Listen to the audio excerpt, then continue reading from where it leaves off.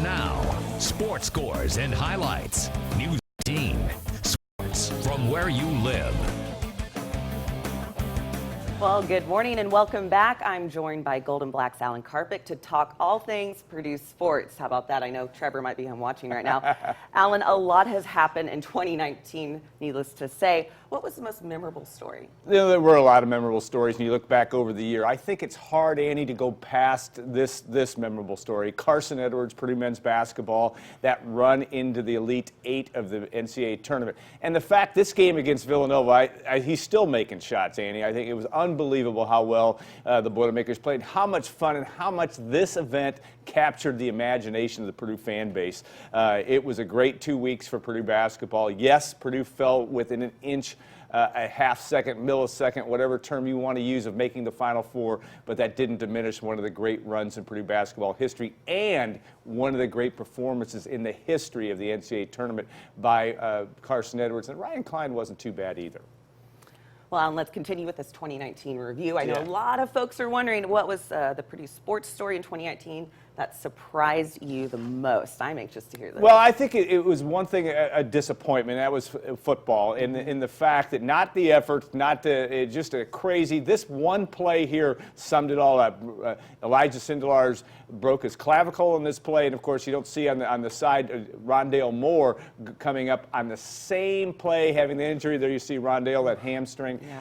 Really hampered this football season. I thought the good story was that Purdue played extremely hard at the back half of the season and got it to 4 wins. But I've never seen a team in all my years, and I'm old, Annie, that they have seen that many injuries by a football team in Purdue. The good thing for the Boilermakers is they played through it to the best of their ability. Alan, you're not old, you are wise. So let's keep talking about what's the most significant Purdue sports event that happened last year that wasn't necessarily in the field of competition. Last month, Annie, and that was the naming of Rohrman Field. And it's one of those things that got a lot of attention, obviously, locally, because Bob Rohrman and his family, an icon of this community. But the fact that that's what's you see more and more in the big world of big-time college athletics.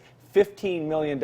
Purdue's going to be trying to raise, Andy, $120 million for the Ross-Ade Stadium renovation. So you'll see more of these types of things, but that is a huge story and something we'll be watching a lot in 2020 of how that program goes. I'm really looking forward to those renovations myself. Yeah. All right, let's look into that 2020 crystal ball now. It's time to take our focus into the new year. What is the one thing that you will be watching for the most in 2020? Well, I think the thing that you're going to be watching for is how well football responds and comes back. And to be able to watch this guy here, Rondale Moore, and David Bell. David Bell, Purdue fans fell in love with this year, one of the best freshman receivers in the country.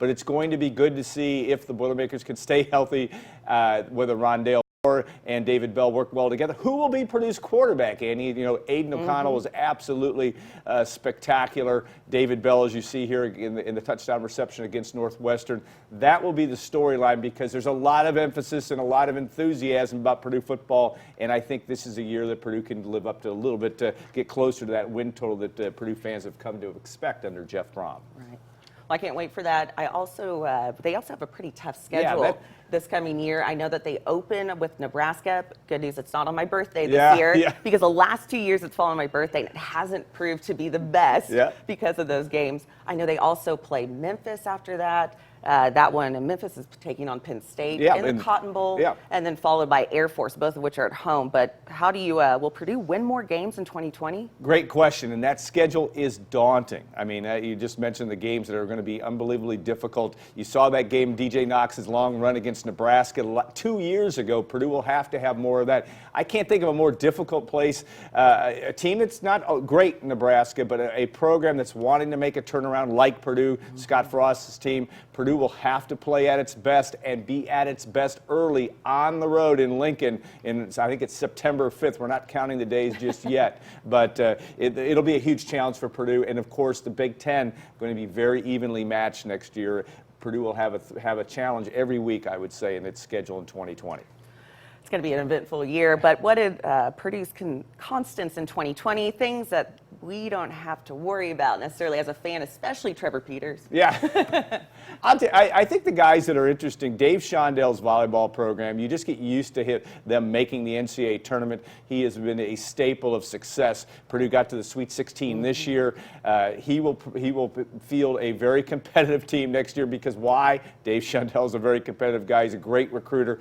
And this program is used to being at a high level. The challenge for the Boilermaker women is the fact that they play in a murderous, difficult league. And, of course, Matt Painter and company, I know there are fans that are a little bit challenged by Purdue's start this year. I expect Purdue to get better. I think Purdue will make the NCAA tournament. That's a little bit of a bold prediction, but I think Purdue will get a lot better, especially when Matt Harms gets back. Purdue will have a good one. But Matt Painter's team typically get better, and they typically cause some difficulty in the Big Ten. Those are the things that are constants in 2020. That and Oklahoma. Yes, I was going to ask you for your pick as an OU grad, Alan. I know this is a Purdue segment, but from OU to LSU, what's your pick? Well, I'm going to put some gambling terms. I think Oklahoma will cover, but it's going to be tough for them to beat LSU. I think Oklahoma near a 2-touchdown underdog in that game.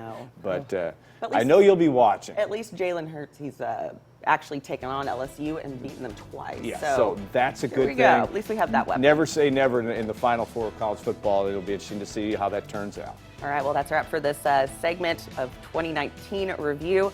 We'll see you next year. All right, sounds great, Annie. Thank you.